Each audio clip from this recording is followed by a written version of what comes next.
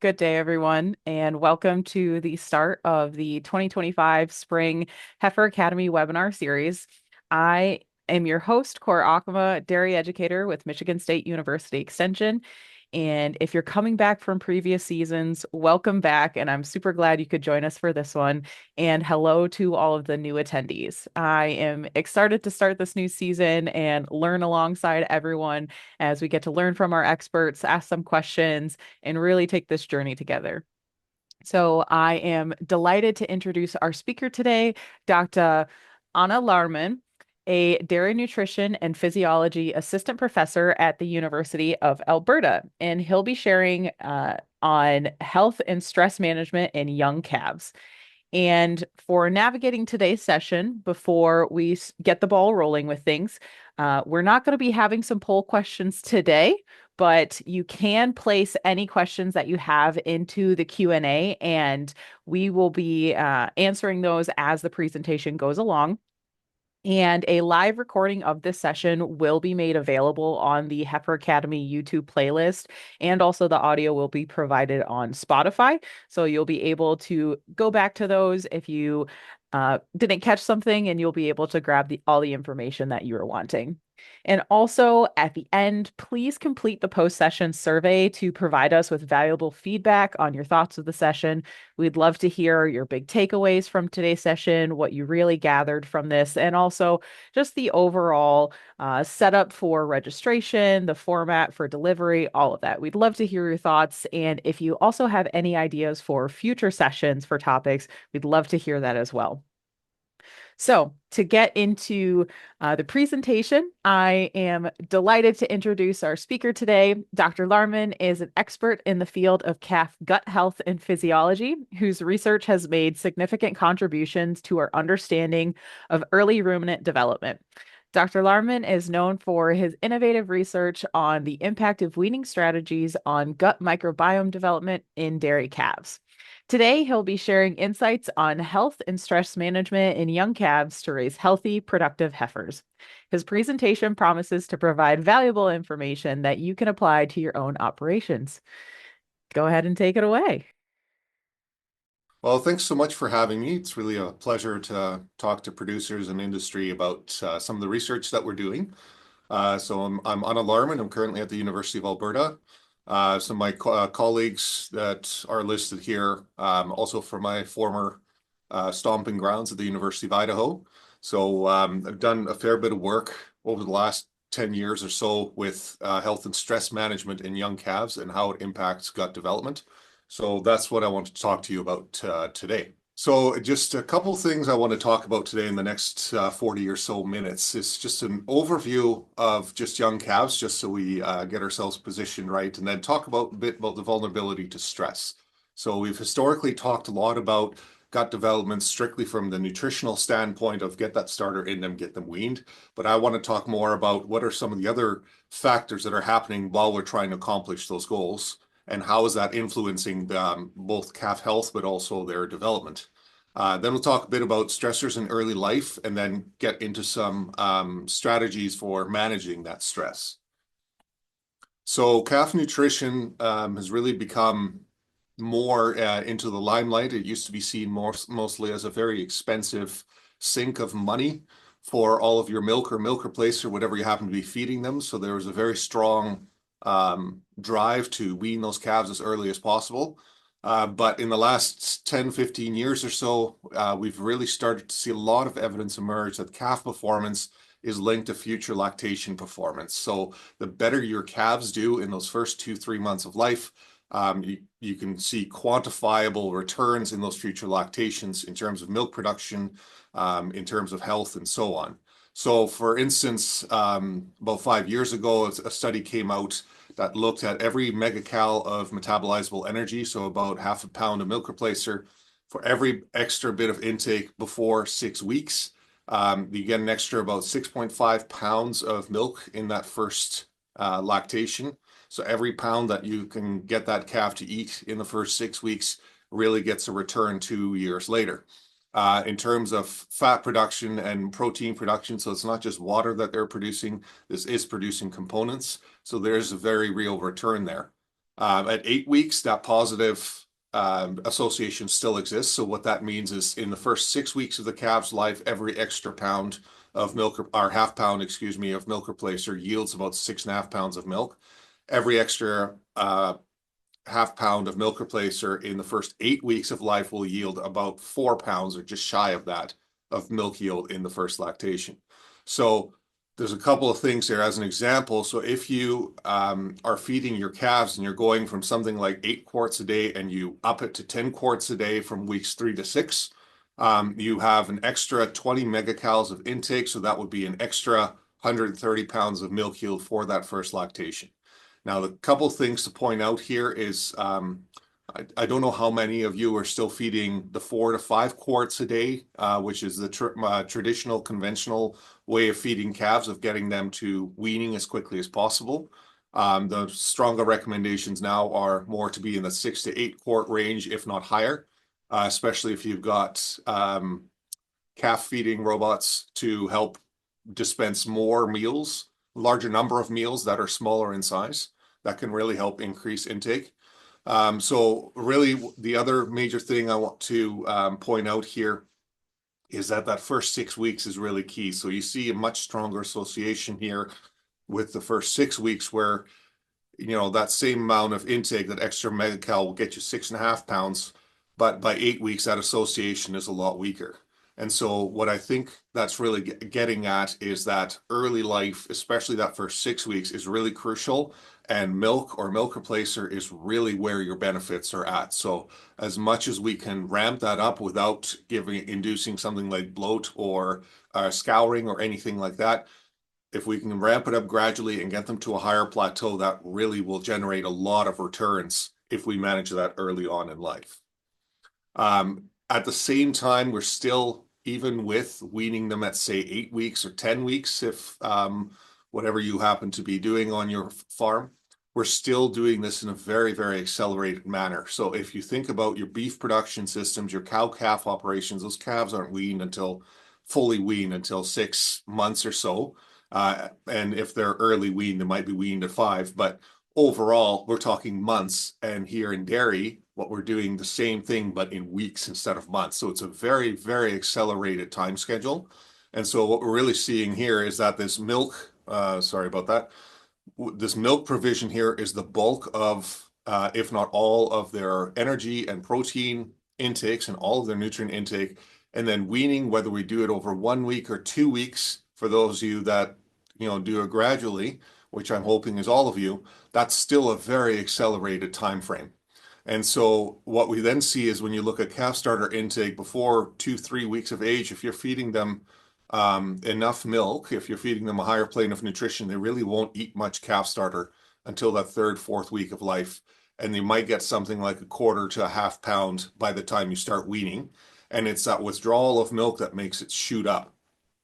And so as a result, you really don't have much calf starter intake here. You just have milk intake, which is fine. But then at the same time that all of these stressors are happening, and even before, we have a much more vulnerable window for these calves, because this adaptive immunity here, which is the antibodies that they got from their mom, that is really highest at birth and starts to decrease slowly as time goes on. And that has to be made up for by their calves' own production.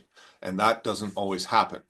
So what really then results in this period, because there's compromised immunity here in this 1 to 3 weeks, especially, you really have a higher incidence of disease and vet costs and a higher vulnerability of those costs, of those calves. So what that really means, because we're compressing all of that into a smaller time frame, that the way we rear dairy calves, or even our dairy on beef crosses, it really amplifies these existing stressors at a very young age.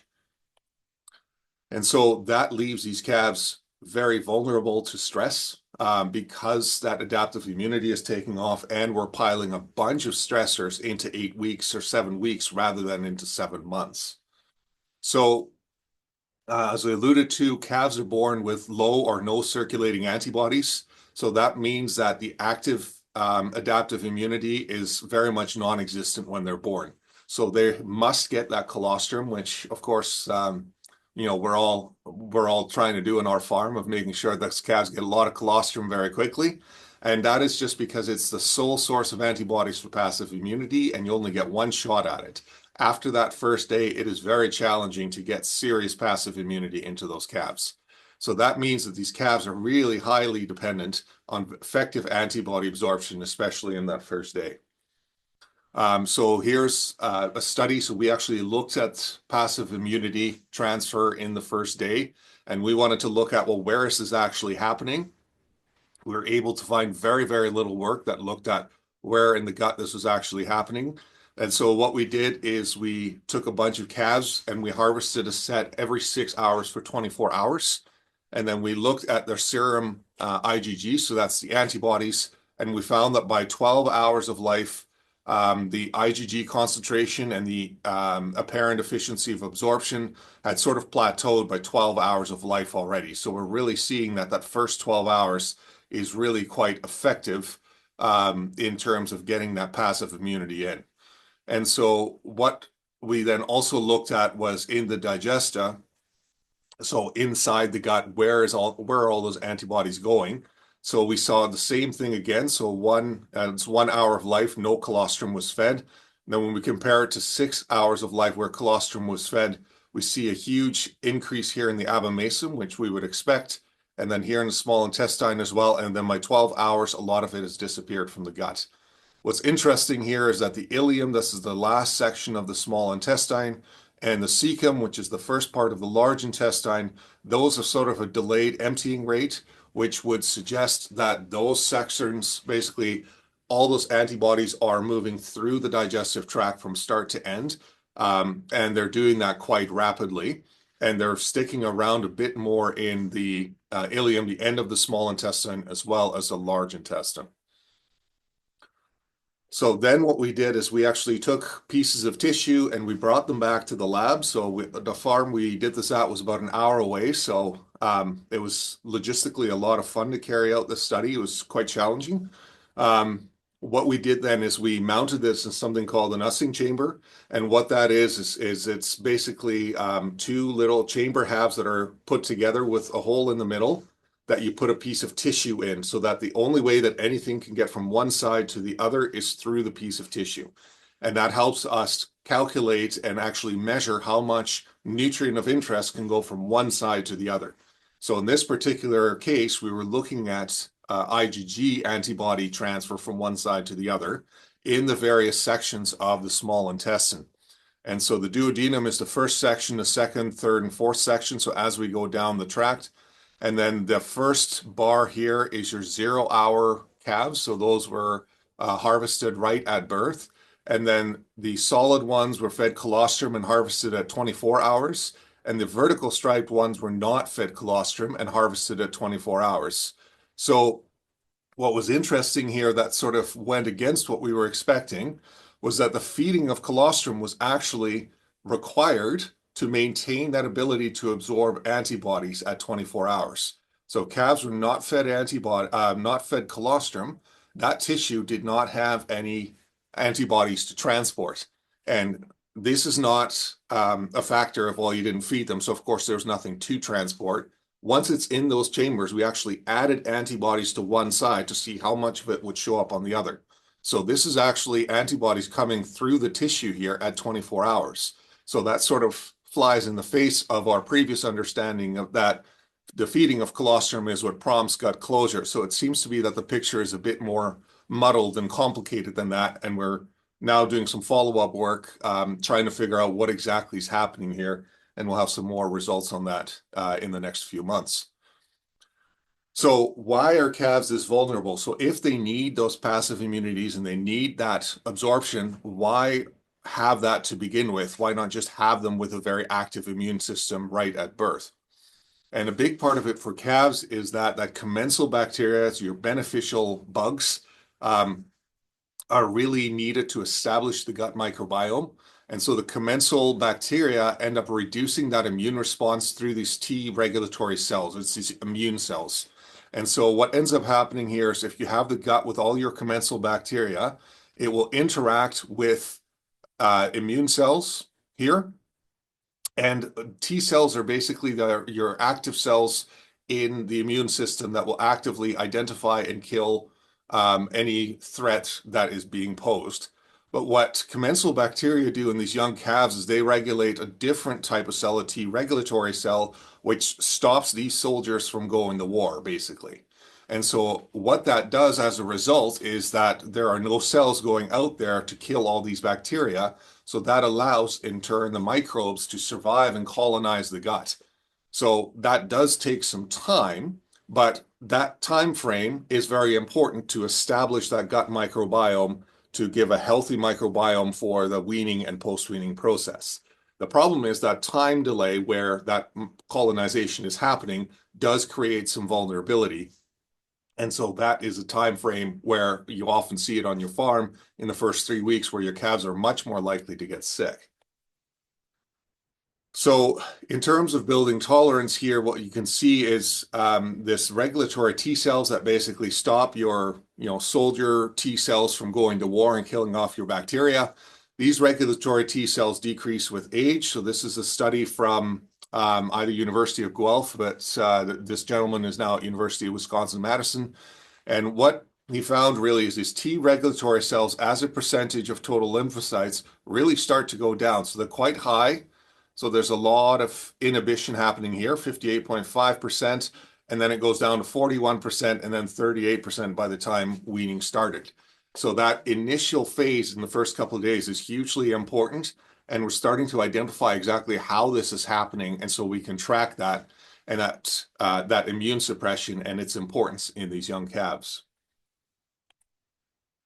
So the low active immunity and that vulnerability really is very important. So that suppressed immune response really becomes very important. So from birth to 1 day, you really see a lot of individual variation. And then as these microbiomes mature, you get less individual variation and more diversity of the microbes.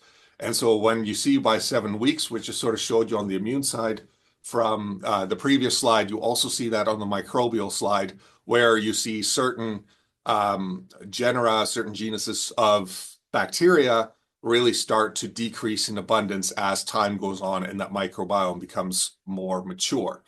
That maturation really happens because of that lower active immunity that allows that sequential colonization and maturation to really happen. So next up, I want to talk about the stressors in early life. So we talked a bit about why calves are vulnerable and how they're vulnerable and how long that lasts.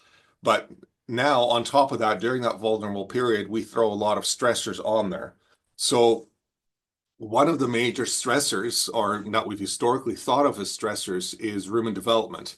So the rumen development is, of course, needed to prepare calves for weaning.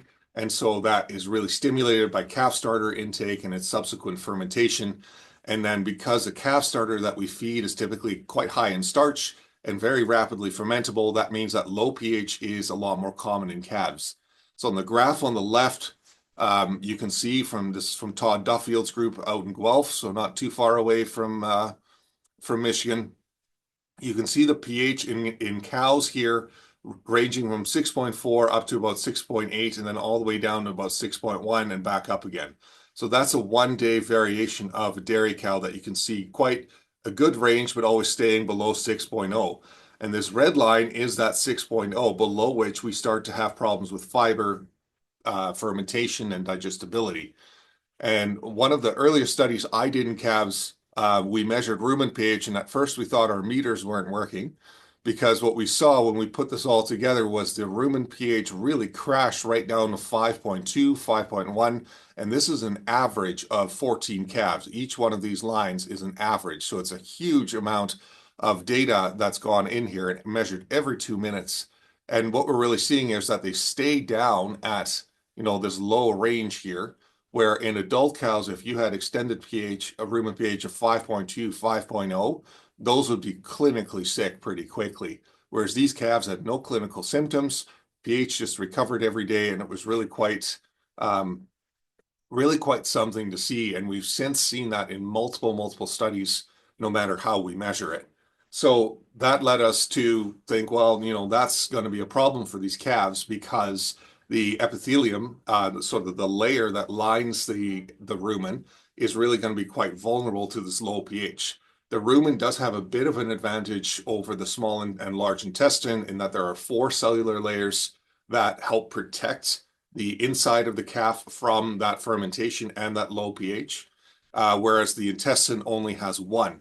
So the rumen is more resilient to low rumen pH or to low pH environments than the hindgut is. And so that really does help a bit. So the rumen can tolerate that low pH a bit better. But even this low is what we've seen in calves really is quite surprising. So what we wanted to see is, well, what is actually driving the breakdown of these barriers? Is that barrier breaking down?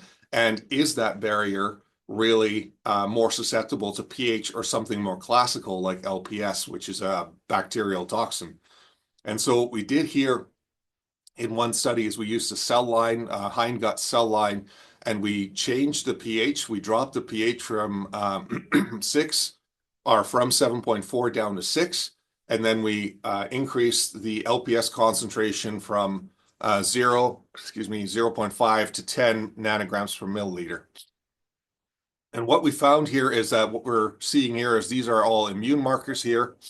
And we see that from 0 to 10 nanograms per milliliter, so this would be a clinical amount of LPS, not much happened. So there's not much change in immune response. But when we changed the pH of the environment from 7.4 down to 6, suddenly we see massive increases in a lot of these immune markers like interleukin 8 or TLR4. And these are all markers that are well associated with an immune response. And then when we looked at myosin light chain kinase, this MYLK, that is a gene that's involved in keeping the cells together. So they're physically linked one next to the other.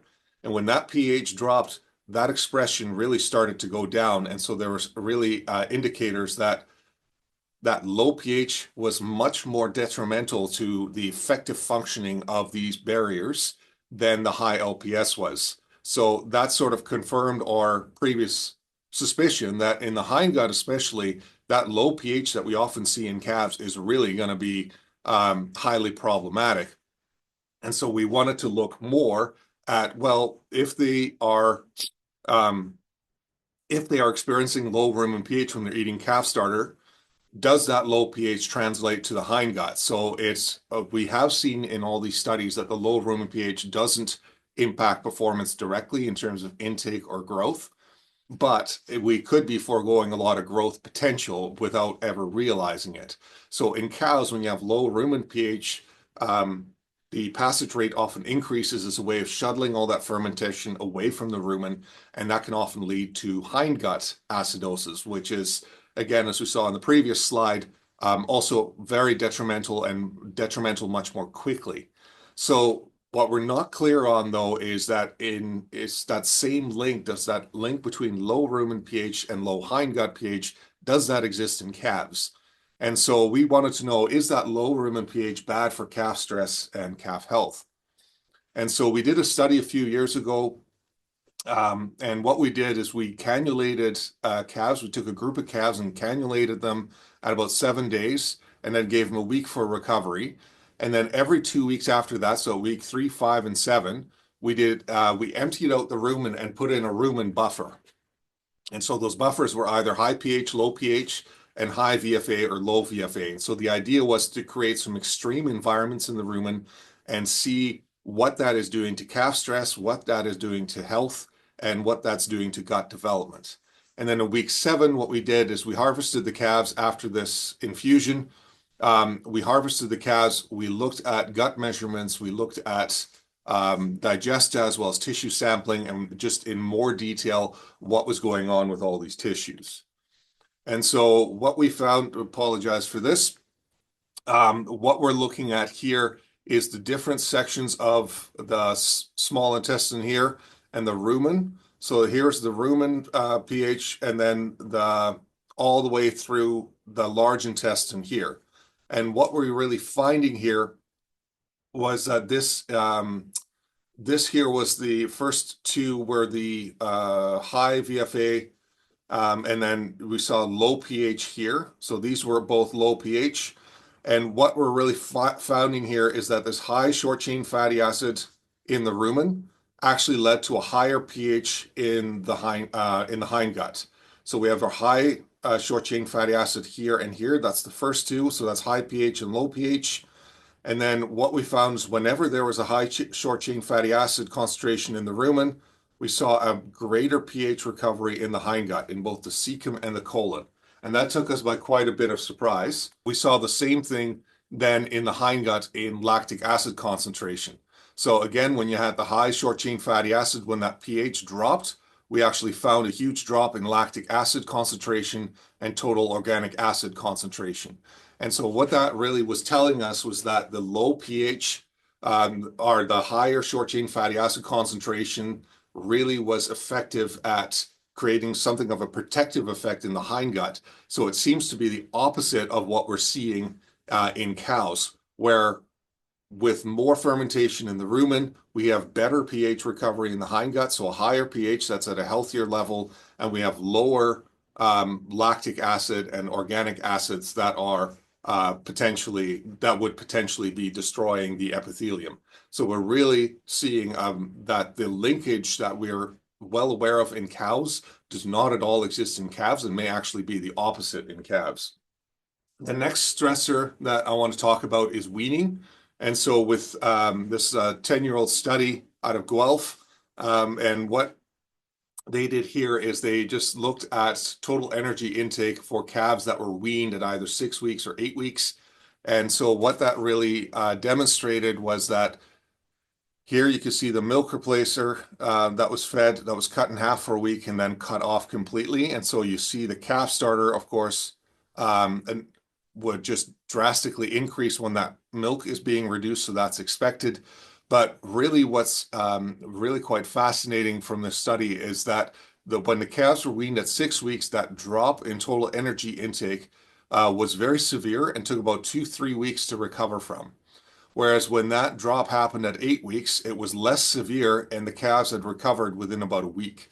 And so that earlier weaning really is a lot bigger of a stressor on these calves and then later weaning is in terms of productivity and so on.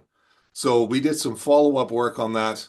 And so what we saw here is a study that we did in conjunction with the University of Idaho. What we looked at was a different weaning strategy. So we weaned them abruptly over the course of 2 days or gradually over the course of 2 weeks, and then either at that 6 week mark or at that 8 week mark.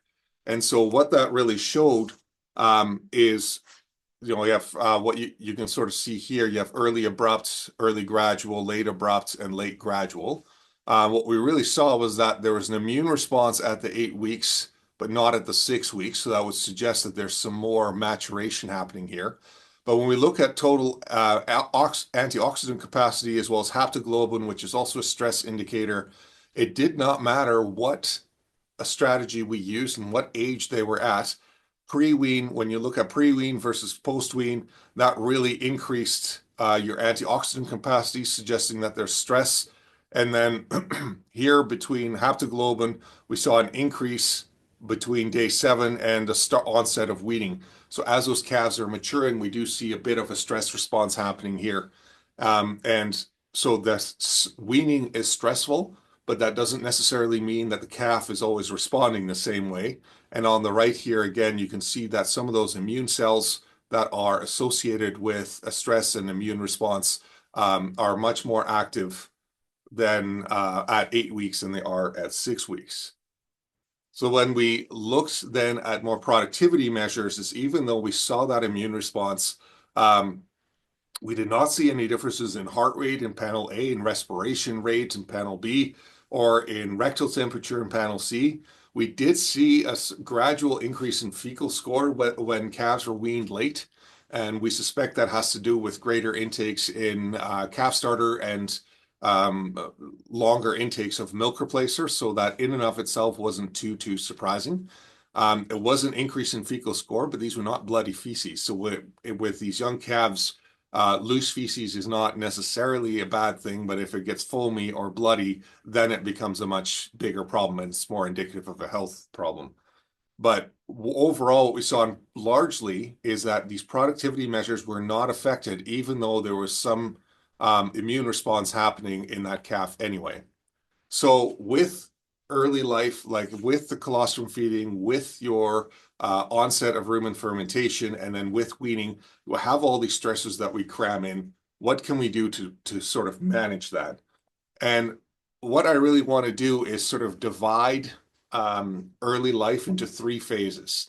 And those three phases are a bit arbitrary, so they're not precise, but they give you an idea of what to focus on in these various phases. So that first phase is that first week. That's when that immune response is depressed. The calves need the colostrum, and that gut microbiome colonization and development is starting to happen. So in that first week, focus on the colostrum feeding. So even if even if you have some issues with disease in the first 3 weeks, add some transition milk to your calf feeding program to really give them that extra bioactives and the extra immune factors that can help those calves be more resilient. In that first week, because the microbiome is so immature, there's a lot of potential there for microbial programming, and in collaboration with some American and Canadian collaborators, we're currently working on a few ideas there, but there's really some potential for microbial programming there. So colostrum, again, is super important. That more recently, a few years ago, we reclassified passive immunity transfer into 4 categories, up from 3. And so what we're really seeing now is that the excellent form, so that's the red one here, really has a better survival probability up to day 60, as well as a very good morbidity or non-disease probability, if you will.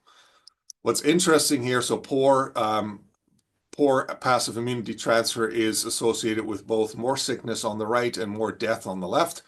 But what's interesting here is the difference between the good and the fair. And so what you really see here is that the good and the fair both have fairly high, fairly different mortality differences, but quite similar here, non-disease probabilities. So what that really means is that the distinction between those categories is that both those calves, both those groups will get sick, but only one of them is more likely to die. So you see them getting more and more sick here at a pretty even rate, but you see a pretty distinct difference in mortality rates. So they're both getting sick, but only the fair group is actually dying. So that fair group really is a lot more vulnerable, and so really might need some extra support there. So beyond health, there's also benefits on intakes and just performance that way. So here's a study from Jim Quigley's group that feeding that maternal colostrum especially increases calf starter intake. So you can see that weeks after the colostrum is fed, of course, and as weaning has happened here, so these calves are weaned quite young, but you can see that maternal colostrum really had a more positive impact on starter intake than the replacer did. Excuse me, especially on regardless of what kind of plane of nutrition they were on, whether that was high or low. So what that really is getting at is that colostrum is really important, and colostrum is likely more than just the antibodies. And so currently working with several antibody colostrum companies that are interested in trying to figure out what makes colostrum work so well and what supplemental factors are there that really we should be aiming for in our young calf programs. So again, I mentioned there's there's more potential for probiotic programming, so the use of probiotics. So here's a study out of Alberta that looks at probiotics. So it's a registered probiotic that increased IgA concentration by 7 days. So this probiotic is also available in the US. It's from Laarman. And what they really looked at was secretory IgA concentration. So that is an indicator of immune activity in the gut itself. And so what they found is when they fed this Saccharomyces cerevisiae boulardii, which is a yeast. That's where SCB comes from. When they fed this yeast product, and in the ileum, the last part of the small intestine, as well as the colon, the large intestine, they found more of this secretory IgA present at 7 days. So a lot of these effects are a bit more delayed. They do show up days or weeks later, but they are very real and they are very persistent. And so that really gives us an opportunity to intervene with these calves in the first week to really set them up for the next weeks and months of their life. The second phase of that, after you get through that first week and you have that immune depression that allows you to manipulate the gut microbiome a bit more, then we sort of have this vulnerable period. And what we're really looking at there is there's less flexibility for programming the microbiome. And the calves aren't eating a lot of calf starter yet and don't have a lot of active immunity. So what we're really looking at is what I call a vulnerable period. So it might last from 3 to 5 or 6 weeks after that. And really, where calves are going to get most of their ability to fight off disease is from a high milk allowance. So in this vulnerable period, feeding them the 4 quarts, 5 quarts a day is really doing them quite a disservice because it's depriving them of the nutrients they need to fight off whatever disease they can fight off. So, feed high milk allowance, make sure it's palatable, make sure it's very good quality and temperature, and then promote calf starter intake. Those two seem to be in conflict because the best way to promote calf starter intake is to cut back on the milk. But what I mean by that is make sure you use a high quality calf starter that calves enjoy eating. If they're not quite getting there, sprinkling some milk replacer powder on top for a couple of days gets them very interested and very curious. But the idea is for them to be familiar with the calf starter so that when the weaning process comes, then you really have an ability to ramp up that calf starter and they're not trying to figure out what this different kind of feed is. The reason why you're really reliant on a high milk allowance is this study out of Texas is that energy that's needed to fight off whatever disease. And again, much like the colostrum, these are effects that are seen weeks later. So in this particular study, calves either had a low or a high milk allowance prior to weaning, and then a week after weaning, they were given an LPS challenge. So again, just a disease challenge. And what they found was even though none of those calves are fed milk anymore, the calves that had been fed a higher milk allowance actually maintained their calf starter intake much better than the calves that had been fed a low milk allowance. And so what that's really driving at is that setting your calves up for success begins well before weaning, and it's the inputs you put in. You can see both short-term returns, but and you don't necessarily have to wait until that first lactation to see those benefits. But that high milk allowance really helps those calves fight off disease a lot more effectively. So then in our lab, we looked at that study that I mentioned before, where we looked at we cannulated calves and then looked at weeks 3, 5, and 7 in terms of rumen pH and its linkage to hindgut pH and fermentation. So we saw that that protective effect was there. We were also interested in seeing, is this a stressful experience to calves? Because it's still a very low rumen pH. And what we found interesting was that week 3 and week 5 and week 7, we really did not have any impact of pH. The high short chain fatty acid concentration, your high VFAs, increased immune cell infiltration in the liver in week 5 only. And so there's a very limited response that went away quite quickly. So in week 7, when they were eating way more calf starter and their pH was lower, they actually had less of an immune response. So contrary to what we thought going in, it seems like calf starter fermentation does not necessarily impact overall stress markers and maybe less of a stressor than we actually thought. So getting them through that first little calf starter intake where they're learning to eat calf starter is really a good thing to do during that vulnerable period so that the ramping up of that calf starter can happen a lot more quickly. The last phase that I want to talk about is sort of at weeks 7 or 8 or so, and that's where the active immunity of the calf is starting to take off. The calves are producing their own antibody, they're learning to fight off disease on their own, and that immune system is becoming more mature. And so that means that they have an increased capacity to withstand that weaning stress and mount a proper immune response to it. And so, in a study where we looked at early and late weaning, as well as abrupt and gradual weaning, again, just re-showing this graph here, showing that the late weaning showed an immune response here. But when we looked at neutrophils, which is a subset of these lymphocytes that is very much associated with an active immune response of fighting disease, we saw that in the late wean group, even though they had more white blood cells, they had they were less actively fighting an infection. So what that really was getting at was that mitigating weaning stress really can be done very effectively if they're weaned a bit later. And so that really highlights the importance of not weaning your calves too early and getting them to a phase where their immune system is mature enough to really fight off infections or fight off stressors. So that's sort of roughly what I would divide young calves into in terms of how to manage them, how to optimize their gut development, is look at them in terms of the first week, the vulnerable period, and then lastly, their active immunity, and to basically not start weaning until that active immunity phase so that they're past that really vulnerable period and they have the means to really fight off infections. So it's a bit oversimplified, but it'll hopefully provide some guidelines and some things to think about on your farm when you're setting up your calves for success, especially your replacement heifers. So with that, I want to acknowledge my team and thank everybody for their contributions, and also my various funding agencies in Canada and the US, industry, nonprofits, governments. So it's been a real pleasure to do all this work for 10 years now and work with some absolutely amazing people. So with that, I'm happy to take some questions.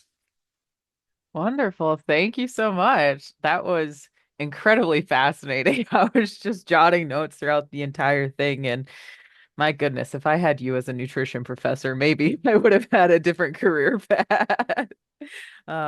Absolutely wonderful. So thank you so much. I wanted to go back to when you were sharing about, just trying to look over my notes, but it was about the pHs and looking at the different pHs with the hindgut. So I wanted to dig into a little bit more, and I think just for clarification on my part, into uh the different things that you were looking at the hindgut when it comes to the pH. I don't know if you could pull up those charts again. Yeah, I can do Okay, that. perfect. Right there. Oh, this one's, yeah, Yes, okay. yeah. Because I'm not super familiar with a lot of those the gene expressions and everything. So I was wondering if you could just kind of go into a little bit more of what each of those indicate. Absolutely. So these two, so this interleukin 8 and NF-kappa B, these are genes that are involved in the actual immune response itself. So interleukins are basically messenger molecules that help recruit a lot of immune cells to do the Okay. actual killing. So they're like signals. And NF-kappa B is one of these gateway genes. So think of it like a spillway on a dam. So if you turn up NF-kappa B, there's a whole bunch of immune factors that start to become activated. Okay. Then on the host side, on TLR4, that's more of a sentry. It basically looks to see, are there any threats here that we need to be aware of? And so it will Gotcha. bind, I believe TLR4 binds LPS. And if it does that, it sends out an alert of, hey, there's LPS there, and there never should be LPS here. So let's let's get the Sound immune the system alarms, going. yeah. So it's a very complex system, and I will admit I don't fully understand it either. So there's so many different factors in the immune system that what we tend to do is pick a handful of key Yeah. indicators that really will help us identify, is this immune system being activated or is it being deactivated?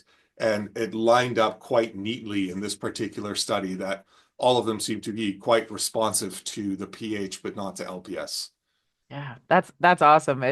That's one of the pieces of immune response and also tying that with like inflammation is like that is such a deep, deep world of so many different things. And it's fascinating and also mind-boggling how interconnected it all is, and one Yeah. leads to the next, and one turns things on, one turns things off, one opens the door, closes the door, however simplified you want to get it. So it's really neat digging into that. So thank you for explaining it. We do have a few questions that came in. So let's start with the first one. How can we manage hypo and hyperthermia in calves? There's a couple of ways. The most important thing right off the bat is that hypo and hyperthermia are completely different things in terms of how they affect calves. And we're really starting to learn that in the last few years. Hypothermia is the simpler one because I fully sympathize with you good folks in Michigan. It gets quite cold in this part of Canada that I'm in. And I used to live a couple hours away from Michigan. And so I appreciate the cold temperatures. In cold temperatures, the key is to give them more energy. That's all calves need. So if you can get them more energy or reduce heat loss, that really is the key. So more bedding, more insulated bedding, whether you're using calf jackets or heat lamps, whatever the case might be, the whole goal is reducing heat loss and increasing energy supply. Hyperthermia, or when they're too hot, is considerably more complicated because there's a whole immune response associated with it.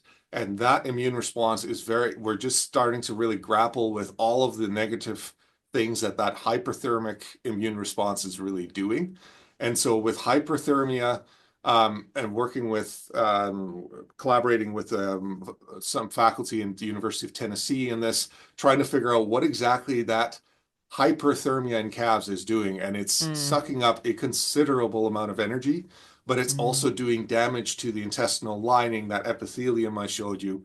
And yeah. so hyperthermia is really about very good ventilation and whatever you can do to manage airflow so that the air is not muggy, that it flows, and that as much as possible they're out of the sun so that they have an ability to go into the shade to have cooling and mitigate that heat stress as much as possible. Yeah, and I've seen such a benefit from just if you can ad libitum water. I have Yeah. seen young calves just go at it with the water, especially once they get used to it, once they know it's there and it's going to be consistently provided. I've seen a massive benefit, especially in those high heat times, to really just Yeah. keep getting them fluids. And I've had some And folks even and throw right from the electrolytes get-go, in. Yeah. I wouldn't wait until 4 weeks or something Yeah. because the thirst is regulated completely independently from hunger. And so Mm-hmm. what that really means is you can be thirsty without being hungry. Mm-hmm. And so that really means that if they're thirsty, they're not necessarily going to want to drink more milk. They just want the water.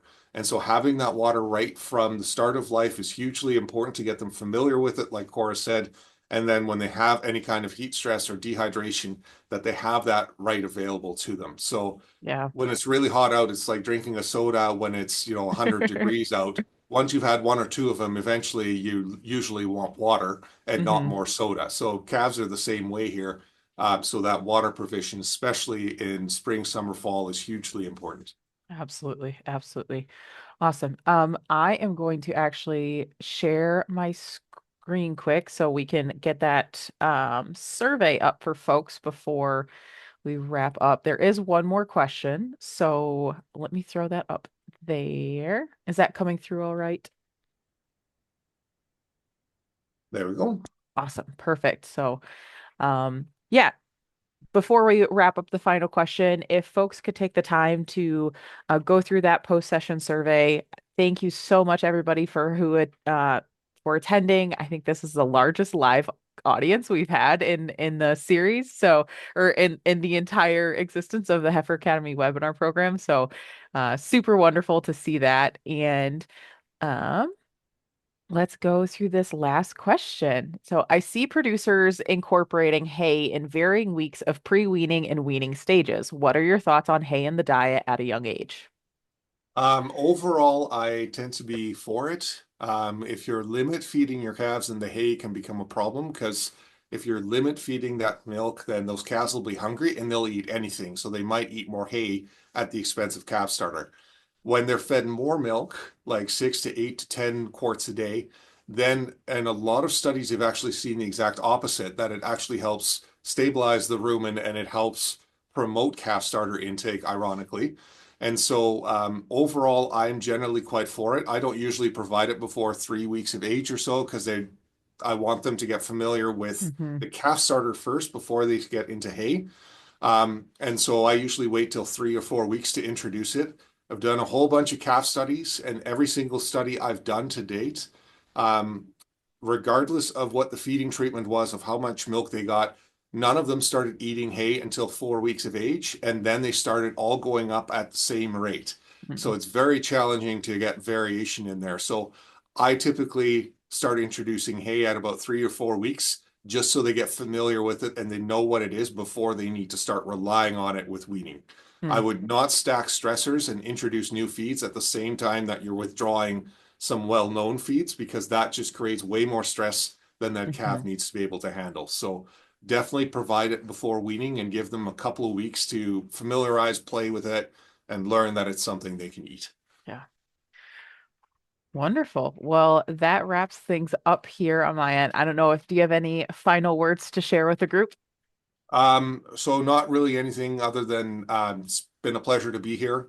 If you have any questions, feel free to reach out either directly to me or via Cora. I'm happy to answer more questions or get on a call with any of you folks and Yeah. chat a bit more. So happy to do that. And thanks for having me. Thank you so much, everyone, and everybody have a great rest of their day.